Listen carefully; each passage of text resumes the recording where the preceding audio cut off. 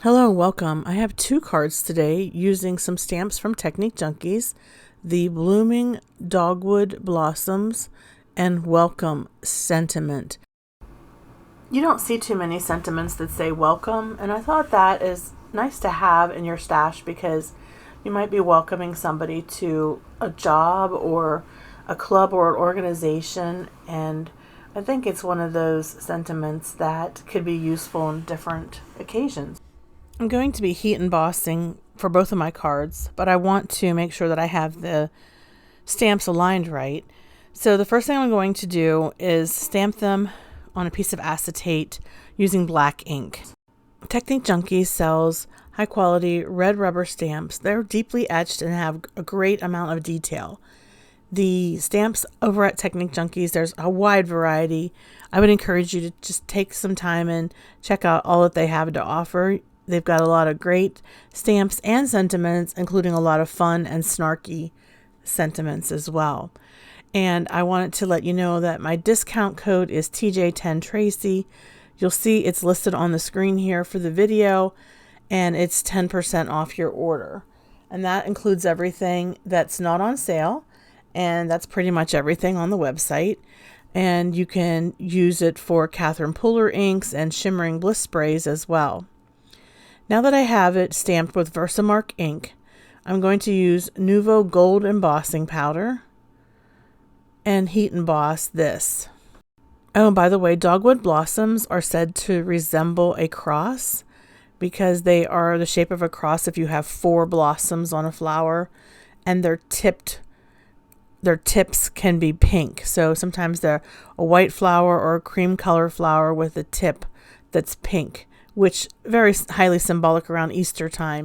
They also come in pinks and other shades as well. Now for this one panel, what I've done was I've used Shimmering Bliss Spray. I have used the Dazzle, which is a which is a clear shimmering bliss spray. But first I ink blended the panel. I was using some Catherine Puller inks. I was using Limoncello and Catching Rays. I also sprayed the panel with water because I felt that it was too yellow. I wanted to just tone it down a little bit. It was, as I called it, Mountain Dew yellow. So that was just a little bit too bright for what I was going for here. But adding the drops of water on top and then spraying it with Shimmering Bliss Dazzle really toned it down a little bit. And it's not quite as bright, but it's still very pretty. So I'm using tear tape. I'm going to adhere this piece, which is a gold foil matte layer, and then I will adhere my stamped panel, which I heat embossed with the gold embossing powder.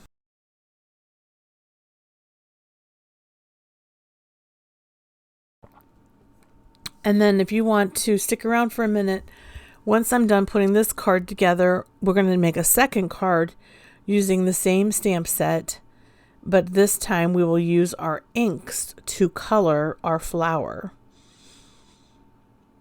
And I just used the tear tape on the back of that because it was created using a lot of wet medium. I did a lot of ink blending, and then I think I did some ink smooshing as well. It just got really warped, so the tear tape really helps. Now I'm going to be using some gold gems. My friend Chow sent me these. Aren't they pretty? They're so pretty. They're real sparklers. I'm just going to put 3 in each corner on the card. I will say this jewel tool, which is sort of like a jewel picker, it really does make putting these little jewels on such a breeze. What I do is I put some glue on a piece of scrap paper, and then I take the pokey end of the jewel picker and I apply the glue with that, and then the rubber end I go ahead and put the gem on, and then I take my sharp end of my pokey tool and I get rid of the excess glue. I know you can't see that on the video, but there's such a beautiful shimmer thanks to the Shimmering Bliss Spray. Now my second panel again is heat embossed with gold embossing powder, and I'm going to take my little cosmetic blending brushes and I'm just going to blend some color onto these leaves. These little makeup brushes can be found on Amazon. I'll have them linked below in my description box. What's nice is they fit into some of the smaller areas that you might have stamped. Those larger blending brushes are great, but it's nice to have these smaller ones for this type of application.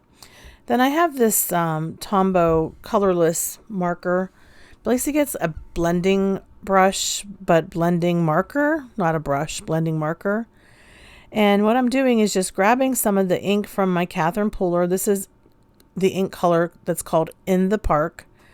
And I'm coloring in those other areas that maybe were just a little bit too big for the blending brush.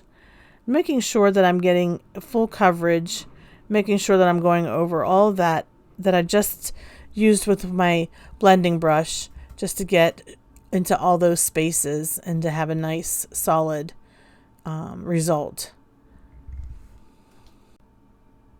I'm going to do the same thing with the Do-Si-Do, which will be the pink that I'm going to apply to the tip of each flower. With that blending brush, I just wiped it on a piece of scrap paper just to get all the green ink out of it. You don't have to wash it or anything like that.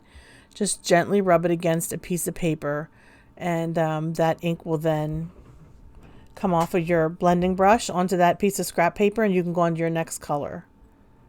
I'll also have a link in my description box as to where you can find these Tombow blending markers. I keep calling it a blending brush, but it's a blending marker.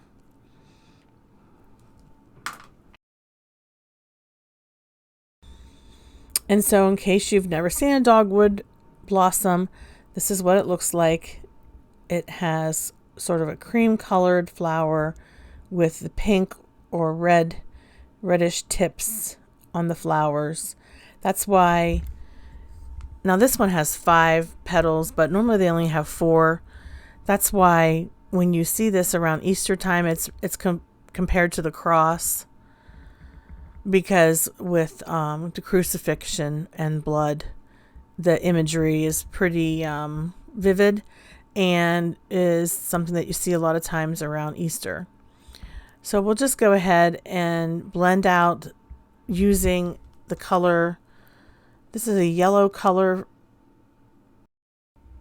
This color is called Chiffon. I always want to call it lemon chiffon. That's probably where they got the name, because it reminds you of a lemon chiffon pie. Yum. Doesn't that make you hungry to think about that? Although not everybody likes a lemon chiffon pie. So yeah, while I'm finished coloring this, I just want to say I haven't been able to put that many videos out this week. I've been really super busy at work, and it's been really stressful. Not in a bad way. Work is good. I love my job. Just a lot of mental exhaustion. So by the end of the day, many times, I just don't have the energy to go ahead and do any additional video editing. My card's already made. It's just that finding the time to do the video editing, that's where the challenge lies. All right, so I've got this real cool green colored of cardstock. I guess it's like a Kelly green. And I have a cream colored card base. I cut my colored panel with my dogwood using stitched rectangle die. And same thing with the green matte layer. It just gives it a nice finished look. I'm just going to put everything together with some tape. Stick around to the end of my video. I'll have some still photos of the cards that I created. I just want to say, if you're new to my channel, welcome. Consider this your welcome card. And if you're new to my channel, please hit the subscribe button so that you're notified of when I do post videos. Thanks everybody for watching today. Don't forget to give this a thumbs up. Please leave a comment below letting me know if you're familiar with a dogwood tree, what it looks like, and the meanings behind the dogwood blossom. The one that I shared with you is one of the meanings. I know there's other symbolism for the dogwood tree or blossoms. I'd love to hear what you know. Thanks so much for watching. Have a hopeful day. Bye-bye.